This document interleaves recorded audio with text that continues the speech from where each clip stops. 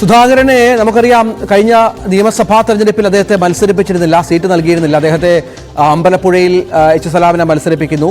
നമുക്കറിയാം, ഒന്നാം പിണറായി സർക്കാരിൽ കേമനായ മികച്ച പ്രകടനം നടത്തിയ മന്ത്രിയായിരുന്നു. അദ്ദേഹത്തിന് സീറ്റ് നൽകാത്തതിലൊക്കെ അമർഷമുണ്ടായിരുന്നു. സുധാകരന് മാത്രമല്ല, അവിടെ തോമസ് ഐസക്കിനും സീറ്റ് നൽകിയിരുന്നില്ല. മുതിർന്ന നേതാക്കളെ പലരെയും മത്സരത്തിൽ നിന്ന് മാറ്റി നിർത്തിയിരുന്നു. അതിലും അദ്ദേഹം ചില കാര്യങ്ങൾ ശരണ്യയോട് പറഞ്ഞു. കാരണം മറ്റൊന്നുമല്ല, തുടർച്ചയായി മത്സരിക്കുന്നവരുണ്ടായിരുന്നു പാർട്ടിയിൽ.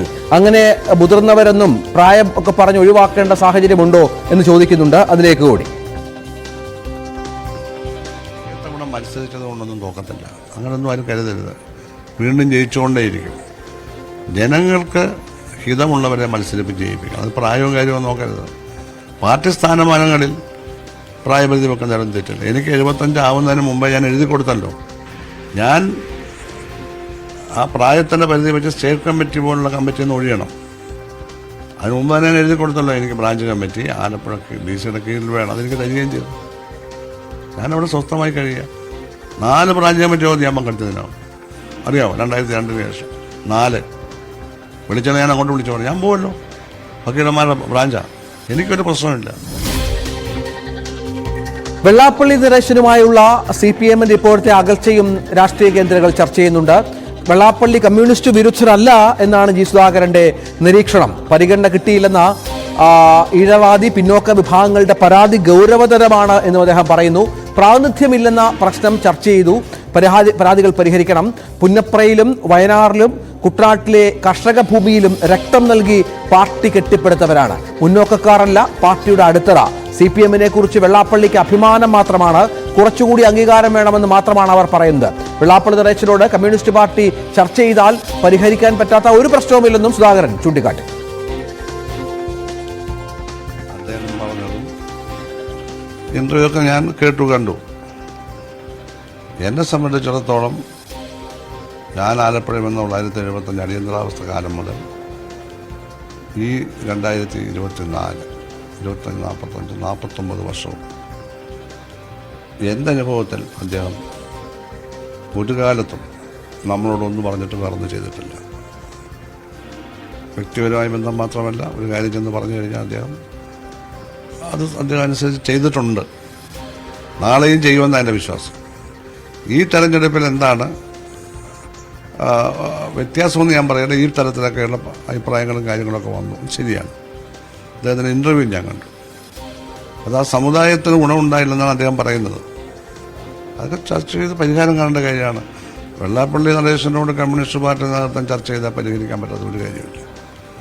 അദ്ദേഹം ആൻറ്റി കമ്മ്യൂണിസ്റ്റ് അല്ല. പക്ഷെ ഒരു മാനസികമായൊരു വിടവ് വന്നിട്ടുണ്ടല്ലോ. അല്ല, അതൊക്കെ സംസാരിക്കുമ്പോൾ തീരുമെന്ന്.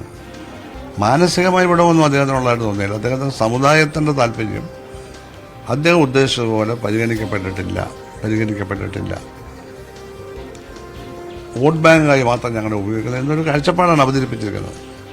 അത് സ്വാധീനിക്കുന്ന കുറച്ചധികം ആളുണ്ടാവുമല്ലോ. അപ്പോൾ വോട്ട് ബാങ്കല്ല. ഇവിടുത്തെ പുന്നപ്ര വയനാടടക്കം കുട്ടനാടും കർഷകശ്രമം നടത്തിയതിൻ്റെ മെയിൻ മുന്നിൽ ഈഴപരാധിയായ പിന്നോക്ക സമുദായങ്ങളാണ്. അവരാണത് നടത്തിയത്. മുന്നോക്ക സമുദായങ്ങളൊന്നും അതിൽ പങ്കെടുത്തിട്ടില്ല. അതിൽ നിന്ന് നല്ല കേഡർമാരെ നേതാവ് കാണും, അതല്ലാതെ ആ സമുദായ അംഗങ്ങൾ പങ്കെടുത്തിട്ടില്ല. ഇല്ല. അതാണ് ആലപ്പുഴയിലെ പാർട്ടിയുടെ ചരിത്രം. ആ ഈഴപരാധിയായ പിന്നോക്ക പട്ടികജാതിക്കാരനകത്ത് വരും സമുദായങ്ങളുടെ ചോരയും വിയർപ്പും കൊണ്ട് കെട്ടിപ്പടുത്ത മഹത്തായ കമ്മ്യൂണിസ്റ്റ് പാർട്ടിയിൽ അദ്ദേഹം അഭിമാനിക്കുന്നു. എന്നാണ് ഞങ്ങൾക്ക് കുറച്ചുകൂടി അംഗീകാരം തരണം എന്നാണ് പറയുന്നത്.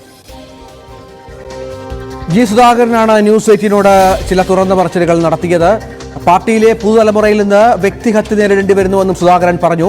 അത് ചെയ്യാൻ പാടില്ലാത്തതാണ്. ഒരു പൊതുപരിപാടികളിലും പൊതു നേതൃത്വം വിളിക്കാറില്ല. തെരഞ്ഞെടുപ്പ് ഘട്ടത്തിൽ പോലും ജില്ലാ കമ്മിറ്റിയിലേക്കോ സെക്രട്ടേറിയറ്റിലേക്കോ എന്നെ ആരും വിളിച്ചിട്ടില്ല. ഞാൻ ബ്രാഞ്ചിലാണ്, എന്നിട്ടും 72 യോഗങ്ങളിൽ പങ്കെടുത്തു. പാർട്ടി മനസ്സിലാക്കി തിരുത്തണമെന്നും ജി സുധാകരൻ ആവശ്യപ്പെട്ടു. ശരണ്യ സ്നേഹിതനും വി അരുണും തുടരുന്നുണ്ട്. ശരണ്യ, നമ്മളിപ്പോൾ ഒരുപാട് ഈ വിഷയത്തിൽ അതിന്റെ വിശദാംശങ്ങൾ പങ്കുവച്ചു. പക്ഷെ അപ്പോഴും സുധാകരന്റെ പിണക്കം മാറ്റാൻ ഇനി പാർട്ടി ഇടപെടുമോ എന്നൊരു പ്രധാനപ്പെട്ട ചോദ്യം കൂടി ഉണ്ടല്ലോ. കാരണം ഒരുപാട് കടത്തി പറഞ്ഞു കഴിഞ്ഞു സുധാകരൻ. പലവിധ കാര്യങ്ങളിലും പാർട്ടി വേദികളിൽ പറയേണ്ട കാര്യങ്ങൾ പോലും മാധ്യമങ്ങളിൽ അദ്ദേഹം തുറന്നു പറയുന്നുണ്ട്. അദ്ദേഹത്തിന്റെ വേദന കൊണ്ടായിരിക്കാം, മാറ്റി നിർത്തപ്പെടുന്ന വേദന കൊണ്ടായിരിക്കാം, നേരത്തെ പറഞ്ഞ പോലെ പുതുതലമുറയിൽ അടക്കം അദ്ദേഹത്തിന് പരിഗണന കിട്ടാത്ത കൊണ്ടായിരിക്കാം. പക്ഷെ അപ്പോഴും ഈ പരാതി പരിഹരിക്കാനും കേൾക്കാനും പാർട്ടി തയ്യാറാകുമോ എന്നുള്ള ചോദ്യം കൂടി ഉണ്ടല്ലോ. അതോ ഈ അവഗണന തുടരുമോ സുധാകരനോട്?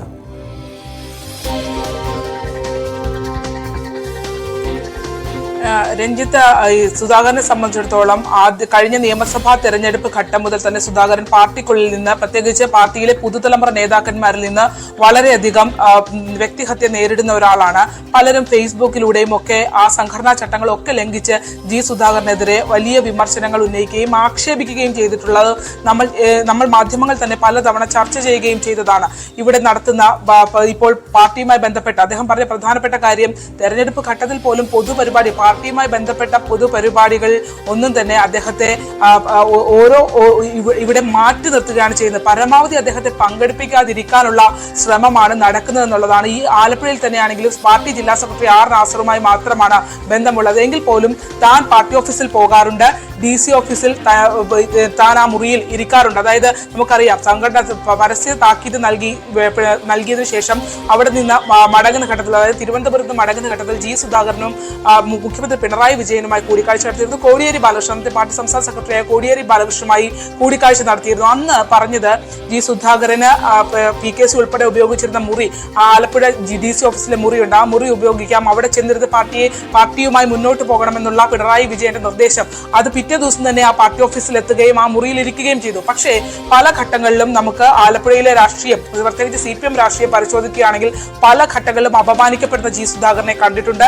അത് തുറന്നു പറച്ച്, പക്ഷേ ആ തുറന്നു പറച്ചിലിനെ എപ്പോഴും ഒരു അതിര് വെച്ചിരുന്ന ആളാണ് സുധാകരൻ. അതിനപ്പുറത്തേക്ക് മറ്റൊരു കാര്യം പറഞ്ഞിട്ടില്ല. പക്ഷേ ഇപ്പോൾ അദ്ദേഹം പറയുന്നത് ഇങ്ങനെ ഒരു തുറന്നു പറച്ചിൽ ആവശ്യമുണ്ട് എന്നുള്ള തോന്നൽ അദ്ദേഹം നമ്മളോട് വ്യക്തമാക്കുന്നത്, പാർട്ടിയെ സ്നേഹിക്കുന്ന ഒരാളെന്ന രീതിയിൽ അതീവ പ്രയാസകരമുണ്ട്. പാർട്ടിയെ സ്നേഹിക്കുന്ന എല്ലാവർക്കും ഇപ്പോൾ ഉണ്ടാകുന്ന സാഹചര്യത്തിൽ ദുഃഖമുണ്ട് എന്നുള്ളതാണ്. നേരത്തെ പറഞ്ഞ വെള്ളാപ്പള്ളി നടേശനുമായി ബന്ധപ്പെട്ട കാര്യങ്ങൾ തന്നെ, അതിൽ ആലപ്പുഴയിൽ ഏറ്റവും അധികം തിരിച്ചടി കമ്മ്യൂണിസ്റ്റ് പാർട്ടിക്കുണ്ടായത് ഈഴവ വിഭാഗങ്ങൾ വന്ന വോട്ടിന്റെ ഒരു മാറ്റമായിരുന്നു. ആ മാറ്റത്തിലേക്ക് പോകുന്ന രീതിയിൽ, അവരുടെ വിശ്വാസം നഷ്ടപ്പെടുത്തുന്ന രീതിയിലേക്ക് പോകുന്ന രീതിയിൽ കാര്യങ്ങൾ ഉണ്ടായിരുന്നെങ്കിൽ അതിന് ഗൗരവകരമായി എടുത്ത് പാർട്ടി തിരുത്തേണ്ടതാണ് എന്നുള്ള കാര്യമാണ്. നേരത്തെ VV അരുൺ സൂചിപ്പിച്ചതുപോലെ തന്നെ സുധാകരനെ കേൾക്കാനോ, അദ്ദേഹത്തിന്റെ മുതിർന്ന, നമുക്കറിയാം വലിയൊരു കമ്മ്യൂണിസ്റ്റ് പാർട്ടിയുടെ പാരമ്പര്യമുള്ള നേതാവാണ്. ഇപ്പോഴും അദ്ദേഹം എല്ലാ പരിപാടികളിലും, അതായത് പാർട്ടി വിളിച്ചില്ലെങ്കിലും ജനങ്ങൾ വിളിക്കുന്ന എല്ലാ പരിപാടികളിലും പങ്കെടുക്കുകയും സജീവമായി നിൽക്കുകയും ചെയ്യുന്ന ആളാണ്. അദ്ദേഹം സ്വയം പറയുന്നു, ആലപ്പുഴയിലെ പാർട്ടിയെ തിരുത്താൻ തനിക്ക് നൽകാവുന്ന സംഭാവനകൾ ഇപ്പോഴും അവസാനിച്ചിട്ടില്ല എന്നാണ് ഞാൻ വിശ്വസിക്കുന്നത്. എല്ലാം കണ്ടുകൊണ്ട് താൻ ഇവിടെ തന്നെ ഉണ്ട് എന്നുള്ളതാണ്. പക്ഷേ അതിന് ആ ഒരു നിരാശ അദ്ദേഹത്തിന്റെ ഈ പ്രതികരണങ്ങളിൽ ഉണ്ട് എന്നുള്ളതാണ്.